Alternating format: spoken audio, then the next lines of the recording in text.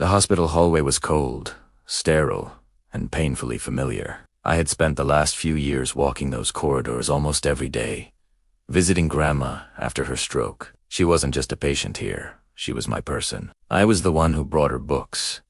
I was the one who held her hand through physical therapy. I was the one she whispered to when she was too tired to speak. So when I walked in one morning and saw my cousin, Jenna, sitting beside Grandma's bed with papers in her hand, I knew something was off.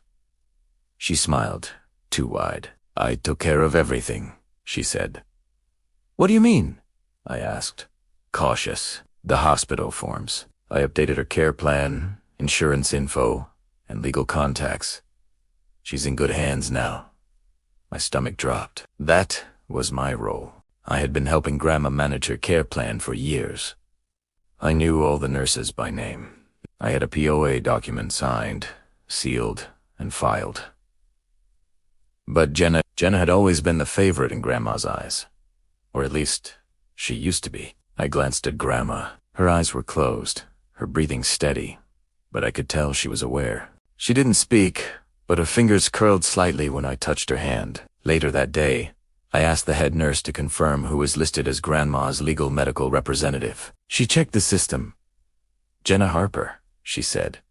My jaw clenched. I pulled out a copy of the medical POA that Grandma had given me 2 years ago. "It should be me," I said. "This is notarized and signed." The nurse raised an eyebrow. "This isn't what we have on file." I spent the next 2 hours calling Grandma's lawyer. He confirmed what I already knew. The document I had was still valid.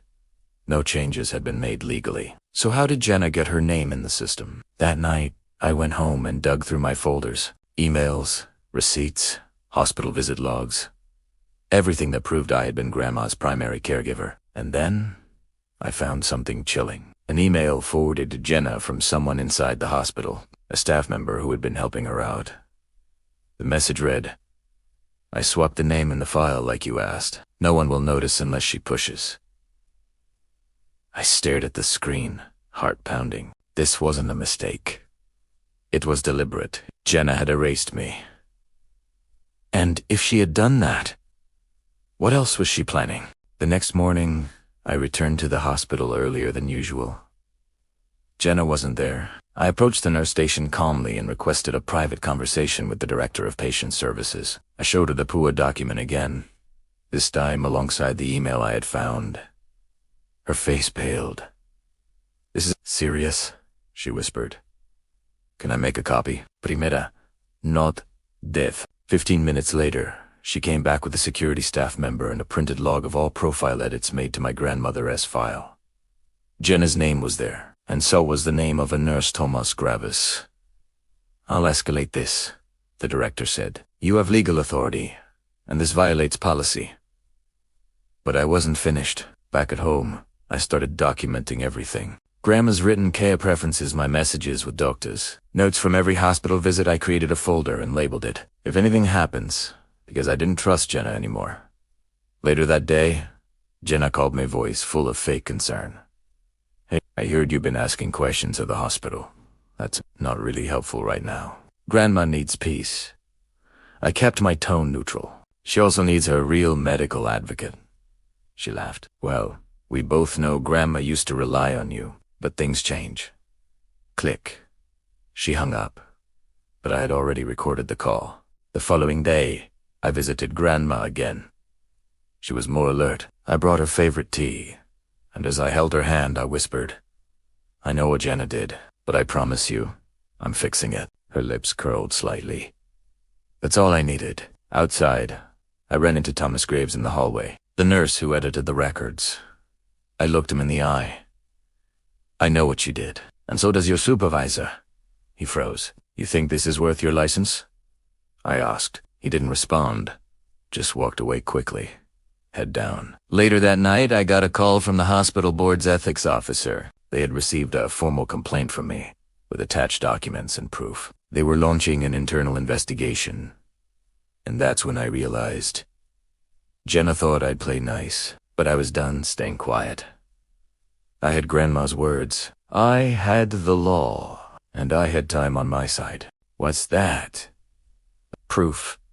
You've been removed. You're bluffing. No, you are. This doesn't mean anything. It means everything. You forgot one thing. And what's that? I play the long game. You really think a piece of paper changes anything? It already did. You're overreacting. You erased me from her care plan. She didn't need you anymore. She needed protection.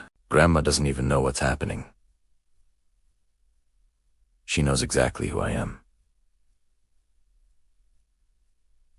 You always wanted control. I wanted responsibility. You don't belong here anymore. That's not your decision. Why are you doing this? Because you crossed a line. You're tearing the family apart. No, I'm exposing what already broke it. Can we talk about this later? No. We talk now. This is a family matter, and this is a legal one. What's in that folder? The truth. You're embarrassing her. You already did that. This is unnecessary. So was lying. She didn't authorize this. She signed it herself. That's impossible. Read the date. This can't be real. It is. You went behind my back. You went behind everyone's. I was trying to help. You were trying to replace me. This is getting out of hand. It already did. When you erased my name. You're ruining everything. No. I'm restoring it. Say something. I didn't mean for this to happen. You meant to take over. I thought no one would notice. She trusted me. She trusted you until you betrayed her. I did what I thought was best. You did what benefited you. Is this true? Yes. You changed the documents? Yes. Without telling anyone? Yes. I have nothing else to say. That's the first honest thing you've said. Grandma's awake. She wants to talk to you. To me. Yes. Just you. Is she okay? She asked for you by name. I'm here, Grandma. I knew you'd come. You're safe now. Did you stop her? Yes. She can't touch anything again. She tried to change everything, but she failed. Did they believe you? They had no choice. I brought proof. I remember what I wrote, and I kept every word. Was it enough? It was everything. Promise me you won't leave again. I promise. You always listened. I always will. I want you to handle everything.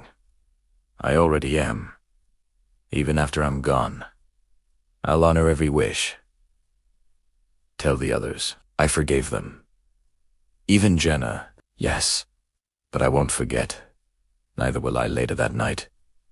Is she still here? She passed peacefully. She asked for you again before she closed her eyes. What did she say? She said, "Tell her I trust her." She still trusted me. She always did, even when you didn't deserve it. You won. Okay, this was never about winning. Then what was it about? Respect and truth. What happens now? You step back. And you. I do what Grandma asked. I can't face everyone. You already did. They hate me.